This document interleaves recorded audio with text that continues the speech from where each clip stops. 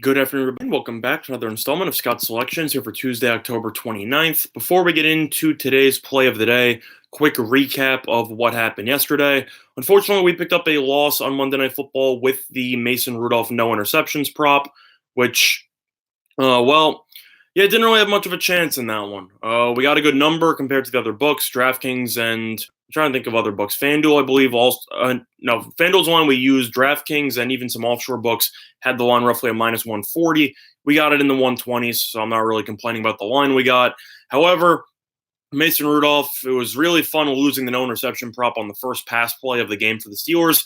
Definitely not fun. They tried to run the ball again on second down, got called back for a false start, and then the first passing play, Rudolph just lobs a terrible throw right to the defensive back, and we ended up losing in the beginning of the first quarter.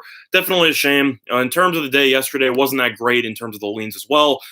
We got some right, though. We were right about the Nuggets. We were right about the under in the Monday Night Football game. And overall, I know as an underdog, I said I thought the Suns had some value. They ended up losing by 1 point to the Jazz as 5.5-point underdogs. So we had the right idea on that one, just simply didn't work out. We were right about the Warriors over as well. So there were some things we were right about, but overall, we did not get the play that I'd done as Rudolph just looked completely lost in the first quarter, and his pocket presence was pretty much non-existent before Xavier Howard got injured in the second half for the Dolphins, and their entire secondary deteriorated, and the Steelers were able to win comfortably, which was good for me because it kept my survivor alive.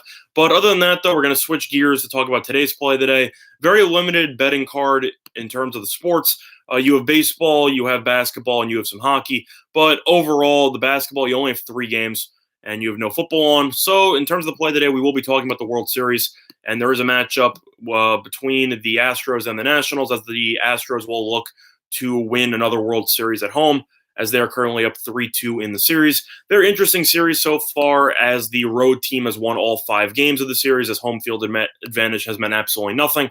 In terms of this game, however, there is some slight line discrepancy on one specific prop that is available in some of the markets, and for that reason, we will give that out. And we like the Astros to score first, which is available at minus 104 on DraftKings. And FanDuel, the line's at minus 112. On some offshore books like 5 Dimes, the line is at minus 110. So at minus 104, I think you're getting a very solid deal on that price, and that is why we'll be taking it as play of the day.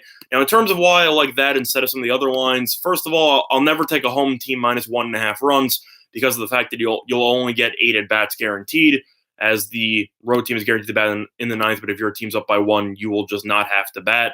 So that's something that's worth mentioning. I've mentioned it before, but for some of the new people who have subscribed, I don't recommend taking home teams in the 1.5 run line for the full game because of the lack of a ninth inning at bat. If you were going to take that, you could lean to the first 5, but you don't get to touch upon the Nationals bullpen, which is an issue. Simply put, Verlander versus Strasburg. I know that Verlander struggled so far in the series, as he ended up giving up 2 runs in the first inning in his last start against the Nationals. But at the same point, I know Strasburg's been pretty solid also. But the Astros have actually scored a run in the first 2 innings of the game, so either the first inning or the second inning in every single game in the series. And the Astros have actually scored the first run in a game 4 out of 5 games. So the Astros have actually gotten off to a hot start in the majority of the series.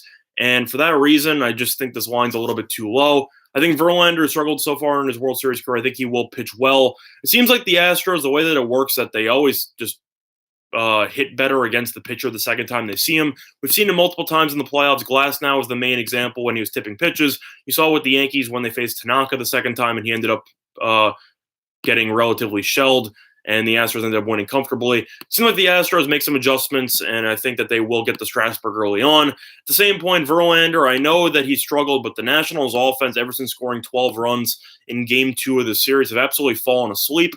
We saw a similar thing with the Cardinals a couple of series ago, as the Cardinals ended up scoring 10 runs on the first inning against the Braves, and then after that, their offense completely fell asleep.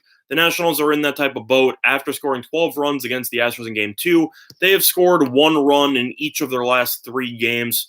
That's it. So they just simply can't score. So I know that you can handicap it all you want, but I'm a fan of riding some hot bats or cold bats, and the Nationals' bats are currently ice cold. I think the Astros will be able to manufacture a run with just solid base running, as well as Altuve's consistency with getting on base. Plus, the Astros have the ability to hit home runs whenever they want. And it seems like the Nationals, even though they've made it to the World Series and they were up 2-0. It seems like their entire offense revolves around either Rendon, Soto, or even Howie Kendrick for the occasional home run. But overall, it's mostly just Rendon and Soto.